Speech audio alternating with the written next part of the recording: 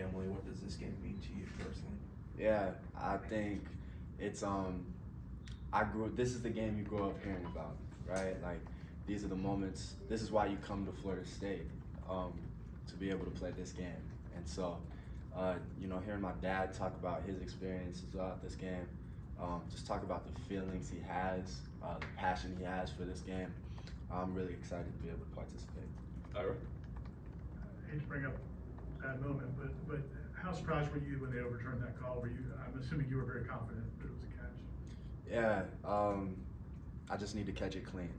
If I catch it clean, it doesn't even have the chance to be overturned. And so I take full responsibility for that. I need to catch the ball the first time. Brendan?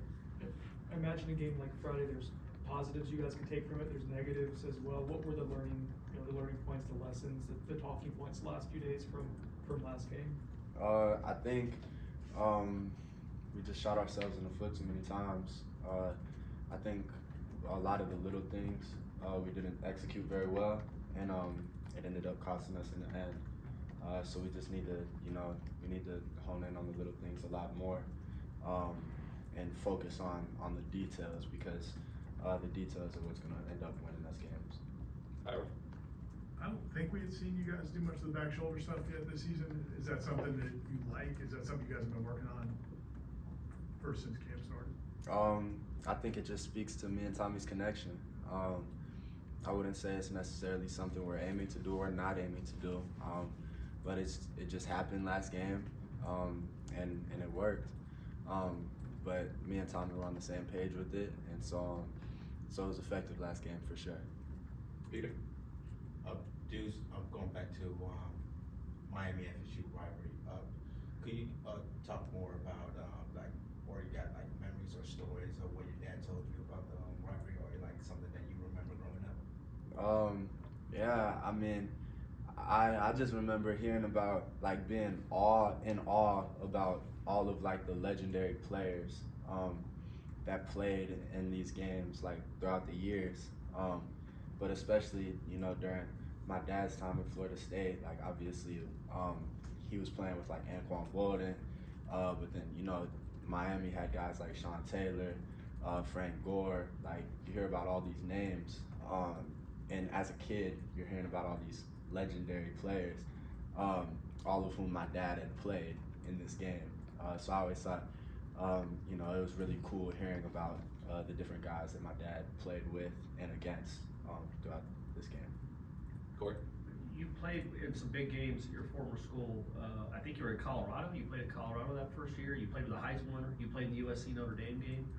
Do you feel though that like Saturday night's going to be different than anything you've ever felt because of these two teams and this rivalry? Like it'll be even more insane than what you've ever experienced? Yeah, I mean, like I said, this is why you come to Florida State, to be able to play a game like this, to be able to say that you played Miami, and so I think this is definitely going to be different than anything I've ever experienced before, because I don't know if I've ever met a fan base or two fan bases as passionate about a singular game as this one. So I'm really excited to be able to go out there on Saturday and just experience that passion. Brendan? Miami doesn't give up a ton of long passing plays. That's opportunities you're going to be. I guess you have to make the most of them. What have you seen from that? The defense, the secondary, that I guess makes it difficult for teams so far to hit explosives on them. Yeah, I think they have overall really solid defense. I think their front seven is really good. And I think their corners are very, very solid players. And so it's hard, it makes it hard when you have good players across the board to hit those explosive plays. But I think Coach Gus is working on a really good game plan. And if we can go out there and execute, I think we have the potential to do, some really cool things, some really fun things. Aslan? The way things went on Friday night, I'm sure you guys would have wanted to line it up and play Miami as soon as you guys got back to Tallahassee on that plane ride. Just, I don't know if grateful is the right word, but just how excited are you for the fact that you guys can make kind of everything right if you take care of business on Saturday? Yeah, I mean, obviously we weren't going into Virginia, expecting to lose. But, I think, like I said, a lot of the little things came back to bite us. And so this week we've been working on trying to stress all the minute details, the things that seem unimportant, but in turn could be really important. And I'm really excited about the possibility of playing a team like Miami this week. And hopefully, showing that we are the team that I believe we can be. Tyra. You guys didn't have Javen available, but then it seemed like Lane stepped up and made some big plays. And what can that do for this core now if you get Javen back and like you guys might have all your pieces back together and never seen before?